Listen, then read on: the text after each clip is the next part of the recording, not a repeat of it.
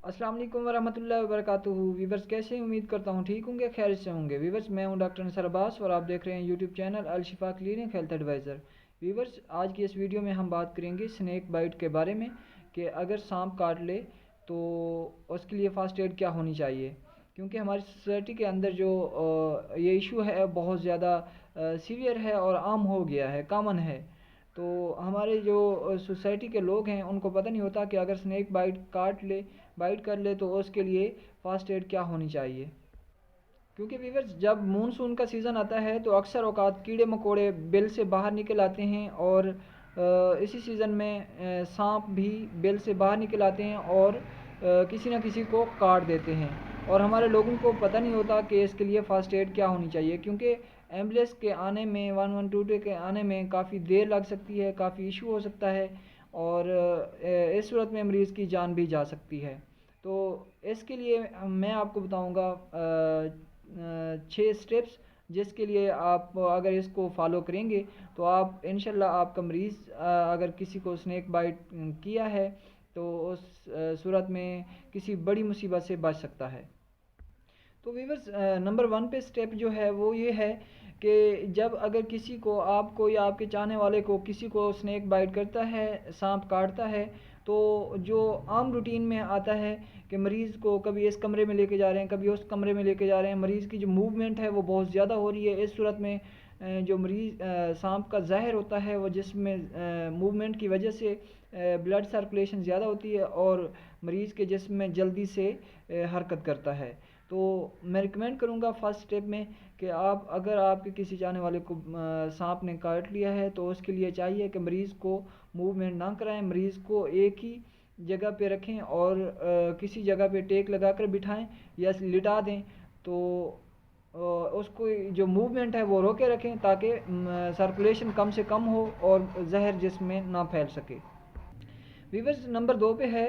कि जिस इंसान को सांप बाइट करता है, काटता है, तो उस सूरत में इन्फ्लामेटरी हो जाती है, स्वेलिंग हो जाती है, इन्फ्लामेशन हो जाती है। तो अगर आपके हाथ पे या किसी जगह पे स्नैक बाइट किया है तो अगर उसमें आपने कोई वॉच पहनी हुई है या कोई रिंग पहनी हुई है या इसके अलावा कोई ज्वेलरी वगैरह पहनी हुई है तो स्नैक बाइट करते ही आप उसको उतार दें। अदरवाइज़ क्योंकि वहाँ पे इन्फ्लेमेशन हो जाती है, स्वेलिंग हो जाती है, तो जब स्वेलिंग होती है तो उसको उतारने में बहुत ज़्यादा मसला होता है, तो उसको चाहिए आप पहले से ही उतार दें। बेहतर यही होगा कि आप उस सिचुएशन को ख़राब होने से पहले ही बेहतर कर लें, ठीक कर लें। तीसरे नंबर पे है कि अगर आपको सांप काटता है तो उस सूरत में अक्सर लोग ऐसे होते हैं कि कोई जो जहाँ पे स्नैक बाइट करता है वहाँ पे कुछ ना कुछ चीज़ें लगा रहे होते हैं, मरहम लगा रहे होते हैं, ऑइंटमेंट लगा रहे होते हैं या कोई ऐसी चीज़ें पड़ी हुई मट्टी लगा रहे होते हैं या इसके अलावा फटकड़ी वगैरह लगा रहे होते हैं। तो ये सब गलत है। अगर आप ऐसा करते हो तो आप उस ज़ख़म को कंटेनिमेट कर रहे होते हैं, जिसकी सूरत में बहुत ज़्यादा मरीज़ को नुकसान का सामना करना पड़ सकता है। इससे क्या होता है कि मरीज़ का जो ज़हर होता है सांप का वो मरीज़ के अंदर तेज़ी से फैलता है और मरीज़ को मौत का सामना भी करना पड़ सकता है।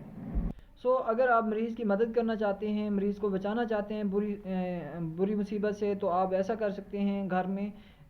स्नैक जहाँ पे बाइट किया है वहाँ पर आप एक साफ़ सुथरा बर्तन लें और उसमें साफ़ सुथरा पानी लें और पानी के साथ और अपने हैंड वाश करें। अच्छे तरीके से हैंड वाश करने के बाद आप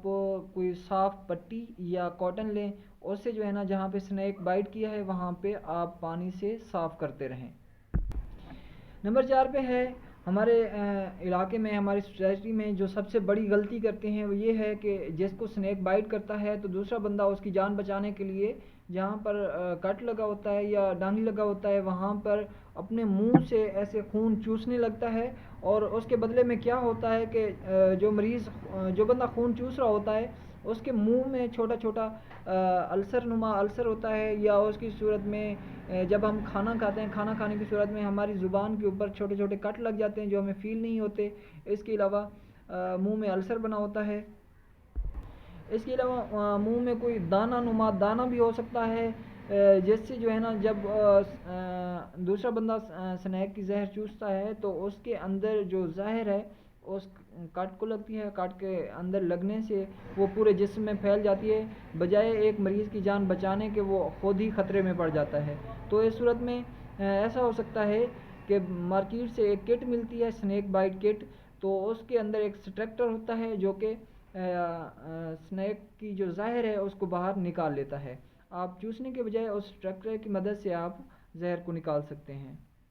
ویورز اب بات کرتے ہیں اسٹیپ نمبر 5 کی۔ تو کیا ہوتا ہے اسٹیپ نمبر 5 میں؟ یہ بھی ایک کامن بڑی وجہ ہے کہ مریض کو جب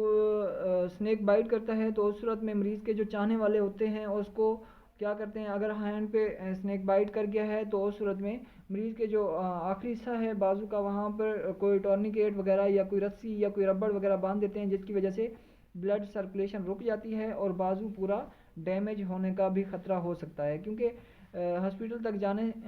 جاتے جاتے 1 گھنٹہ بھی لگ سکتا ہے، 2 گھنٹے بھی لگ سکتے ہیں۔ تو اس صورت میں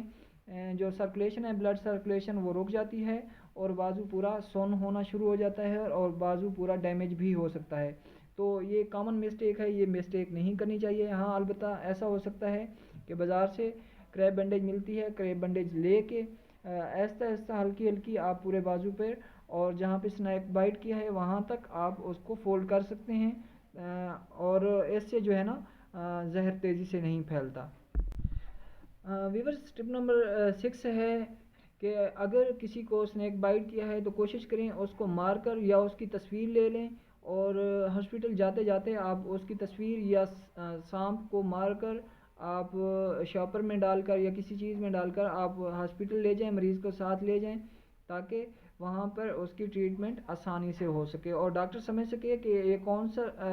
زہر ہے اور اس زہر کی جو اینٹی ڈوٹ ہے وہ کیسے کام کرے گی۔ یہ چھوٹی سی ویڈیو پسند ہے تو لائک اور شیئر ضرور کر دیں اور چینل کو سبسکرائب کر دیں۔ Thank you.